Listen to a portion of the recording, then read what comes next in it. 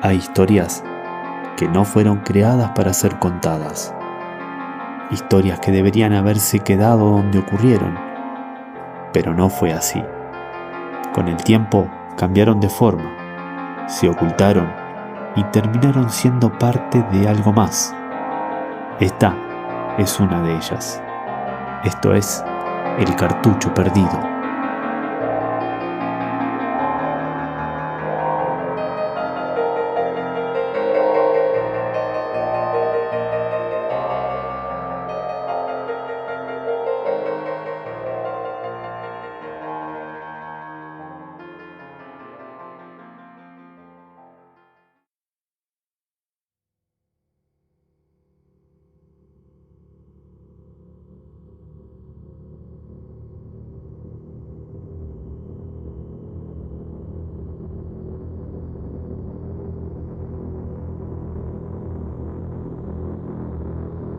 Imagina despertar una mañana sintiéndote completamente normal.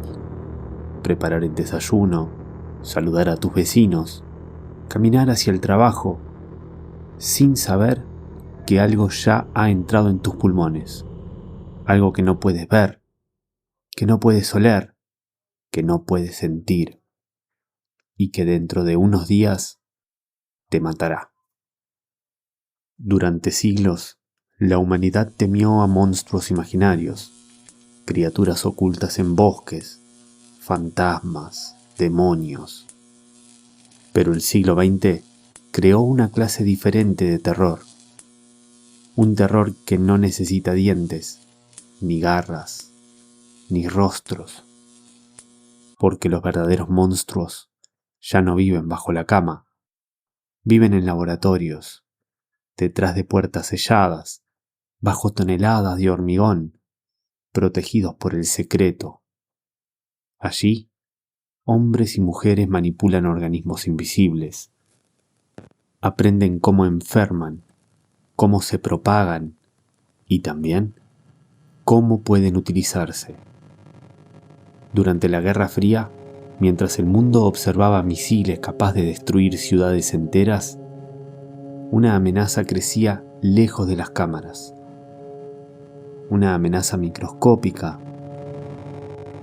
porque una bomba destruye edificios, pero una enfermedad destruye la confianza, convierte a vecinos en amenazas, convierte el aire en sospecha, convierte al propio cuerpo en un enemigo.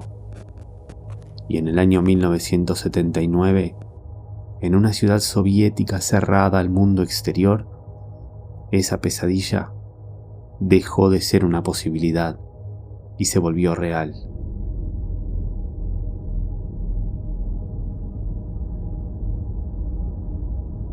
Sverdlovsk, Unión Soviética, abril de 1979. Durante décadas, esta ciudad permaneció prácticamente cerrada al mundo exterior.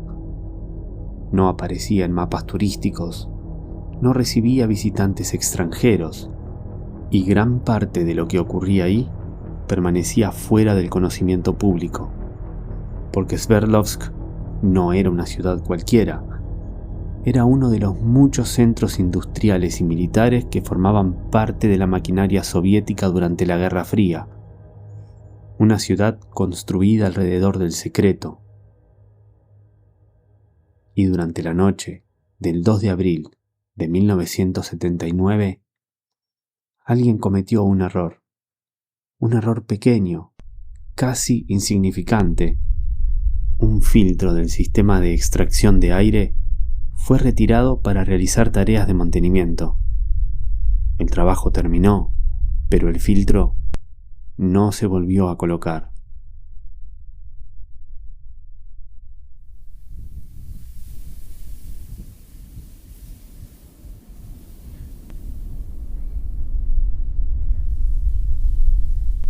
Horas después, una nube invisible comenzó a salir de una instalación militar conocida como Compound 19. Nadie escuchó alarmas, nadie vio explosiones, nadie corrió por las calles, porque no había nada que ver. Eran partículas microscópicas siendo transportadas por el viento. Partículas de anthrax, un microorganismo capaz de permanecer inactivo durante años, capaz de sobrevivir en condiciones extremas, capaz de matar en cuestión de días cuando alcanza los pulmones. Los primeros síntomas parecen inofensivos: fiebre, cansancio, malestar, como una gripe común. Pero después llegaba algo peor: dificultad para respirar, hemorragias internas, shock y finalmente la muerte.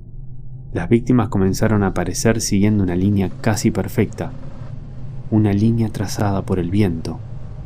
Obreros, trabajadores, conductores, personas que simplemente tuvieron la mala suerte de encontrarse en el camino de aquella nube invisible.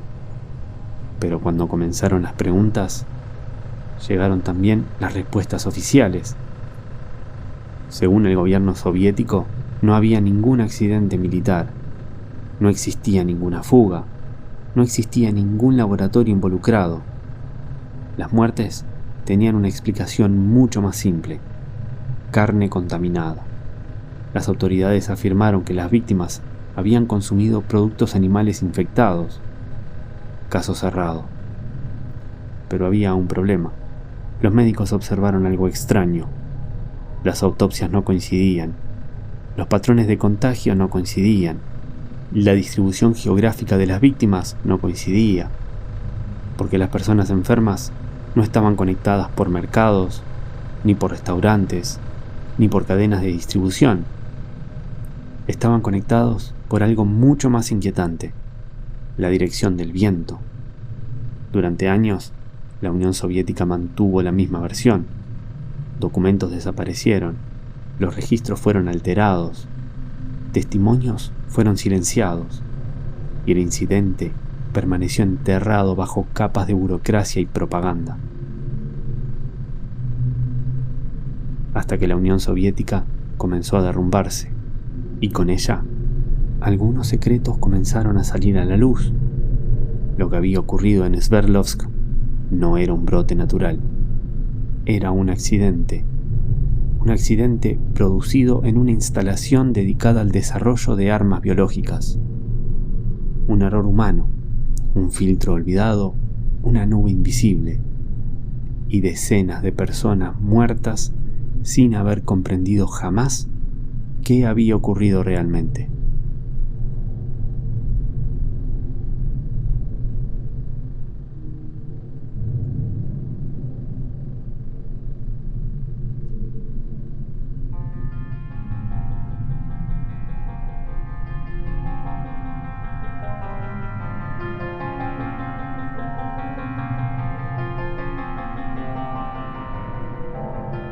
Sverdlovsk no fue una anomalía. Eso es lo más inquietante. El accidente ocurrió, pero la infraestructura que rodea el suceso continuó existiendo. Laboratorios, instalaciones militares, programas secretos. Todo sigue ahí, imperturbable. Durante la Guerra Fría, Estados Unidos y la Unión Soviética acumulaban armas nucleares, y en paralelo, otras investigaciones avanzaban en silencio. Investigaciones que rara vez aparecían en los periódicos, porque una bomba puede fotografiarse, un microorganismo no.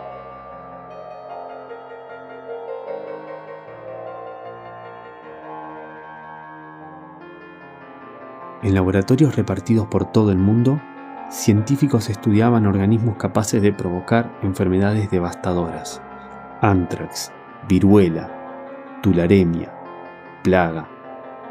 Algunos programas buscaban desarrollar defensas, otros buscaban exactamente lo contrario: comprender cómo volver esas enfermedades más eficaces, más resistentes, más fáciles de dispersar. Y con el tiempo comenzó a aparecer una idea que resultaba difícil de ignorar. Si un accidente podía matar a decenas de personas, ¿qué podría ocurrir si alguien decidía hacerlo de forma intencional? Las armas biológicas poseen algo que las diferencia de cualquier otra arma creada por el hombre: una vez liberadas, dejan de obedecer. No reconocen fronteras, no reconocen uniformes, no reconocen órdenes. Solo hacen aquello para lo que fueron diseñadas: propagarse, infectar, sobrevivir. Y poco a poco, ese miedo comenzó a abandonar los laboratorios. Comenzó a aparecer en novelas, en películas, en programas de televisión, en la imaginación colectiva. Por primera vez, la humanidad no temía a una enfermedad, temía a la posibilidad de que alguien la hubiera creado.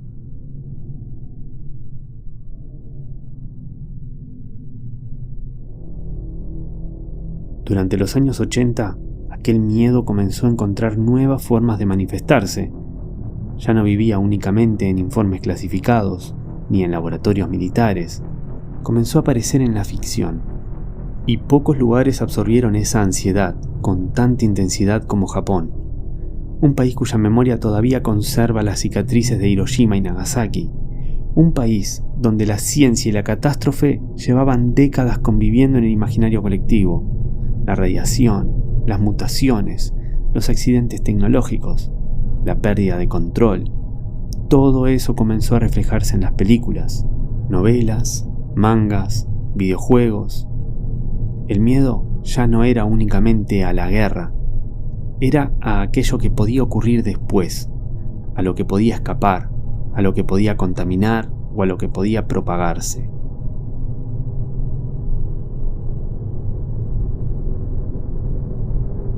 Y poco a poco, una nueva figura comenzó a tomar forma. No era un monstruo, no era una criatura, era una organización con recursos ilimitados, laboratorios ocultos, científicos brillantes y secretos imposibles de contener. A finales del siglo XX, el miedo ya no se concentraba únicamente en los gobiernos.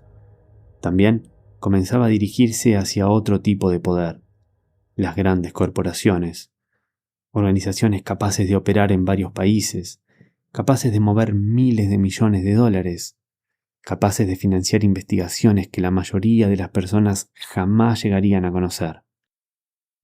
Porque los laboratorios militares inspiraban temor, pero había algo todavía más inquietante: la posibilidad de que el conocimiento terminara en manos privadas, lejos de cualquier supervisión, lejos de cualquier límite.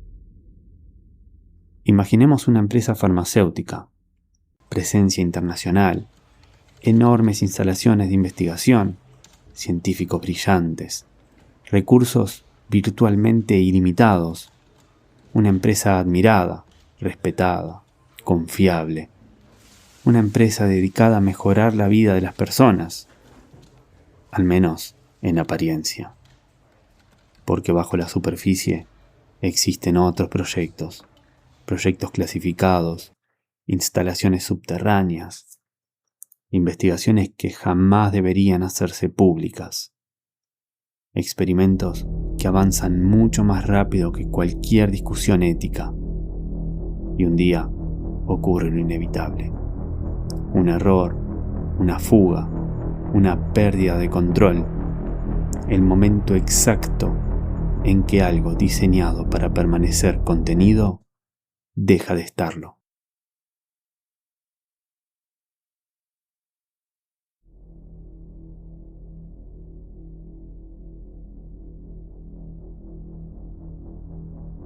Durante años, el cine, la literatura, los videojuegos volvieron una y otra vez sobre esa misma idea. Es una idea poderosa y resulta extrañamente creíble. Una corporación, un laboratorio, un organismo, un secreto y una catástrofe esperando el momento exacto y adecuado para escapar. Aquella corporación tenía un nombre. La corporación Umbrella no comenzó como una amenaza. Ninguna organización lo hace. Comenzó como una promesa, una empresa dedicada a la investigación, al desarrollo farmacéutico, al avance científico. Una compañía capaz de producir medicamentos, tratamientos, soluciones. Una compañía en la que millones de personas depositaban su confianza. Porque esa es la naturaleza de las grandes corporaciones. No necesitan ocultarse. Operan a la vista de todos. Sus logotipos aparecen en edificios, en anuncios, en productos cotidianos. Forman parte de la vida diaria. Por eso resulta tan inquietante cuando algo sale mal, porque la amenaza no proviene del exterior, proviene de algo familiar, de algo en lo que decidimos confiar. En los laboratorios de Umbrella, la búsqueda de conocimiento no parecía tener límites. Cada descubrimiento conducía al siguiente, cada avance justificaba otro experimento, cada resultado abría nuevas posibilidades. Hasta que la pregunta dejó de ser ¿podemos hacerlo? Y comenzó a ser ¿por qué no hacerlo?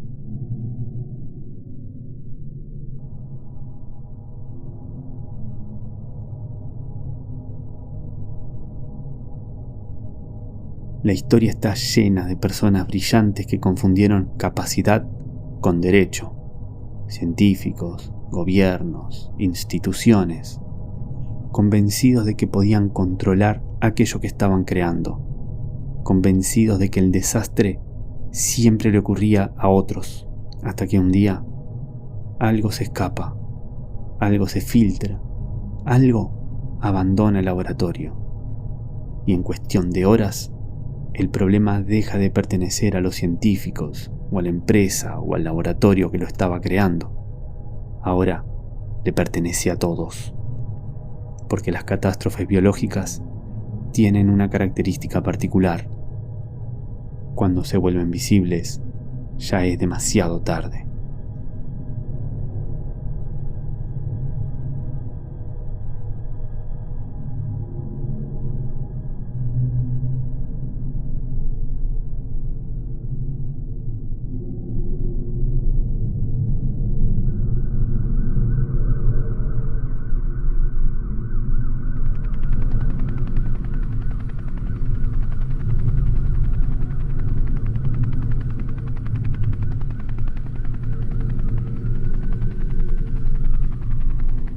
El escenario, que durante décadas había permanecido encerrado en informes militares, en teorías y en pesadillas, finalmente sucede. El organismo escapa, ya no está controlado ni contenido, ya no respeta a nadie. Y por primera vez, las consecuencias alcanzan la superficie. Llegan a las calles, a los hospitales, a los hogares. Alcanzan a las personas comunes. Raccoon City no es solamente una ciudad, es un experimento mental. Es una pregunta. ¿Qué ocurriría si todas las advertencias fueran ignoradas? ¿Qué ocurriría si cada secreto acumulado durante años finalmente encontrara una salida? ¿Qué ocurriría si una corporación descubriera demasiado tarde que ya no controla aquello que creó? Poco a poco, la ciudad empieza a cambiar. Primero aparecen rumores, desapariciones, enfermedades, informes contradictorios. Poco después llega la confusión y finalmente el colapso. Las instituciones dejan de funcionar, la información deja de ser confiable, las autoridades dejan de tener respuestas. Nadie sabe exactamente qué está ocurriendo. Nadie sabe exactamente dónde comenzó. Nadie sabe cuánto tiempo queda. Y lo más aterrador de todo esto no es la destrucción o la infección en sí, sino la pérdida absoluta de control. La sensación de que algo ha comenzado y no existe forma de detenerlo.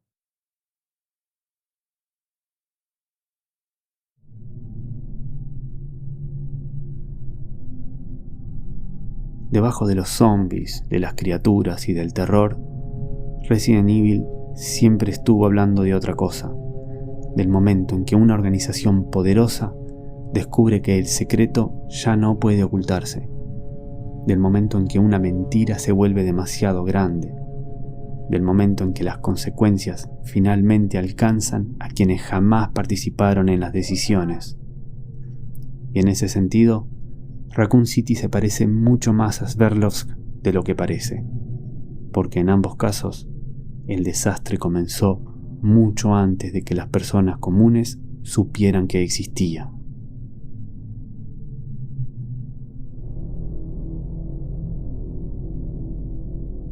Resident Evil sigue funcionando después de tantos años, no por los zombies, no por las criaturas, ni siquiera por Umbrella, sino porque toma un miedo real y lo lleva hasta su conclusión más extrema. El miedo a que alguien vaya demasiado lejos, a que una advertencia sea ignorada, a descubrir que el desastre comenzó mucho antes de que alguien decidiera admitirlo. Sverdlovsk ocurrió realmente. Las armas biológicas existen, los laboratorios secretos existen, los documentos alterados existen, las mentiras existen. Umbrella Corporation no.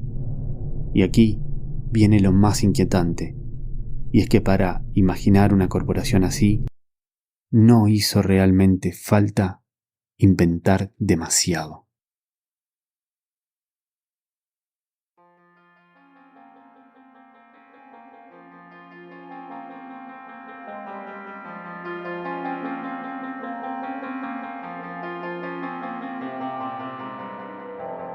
Te doy las gracias por escuchar. Como ves, algunas historias no desaparecen, se esconden, esperan y tarde o temprano vuelven a ser encontradas. Lo de hoy solamente fue una de ellas, y en el próximo episodio vamos a acercarnos un poco más a lugares que no deberían estar vacíos, a historias que nunca terminan.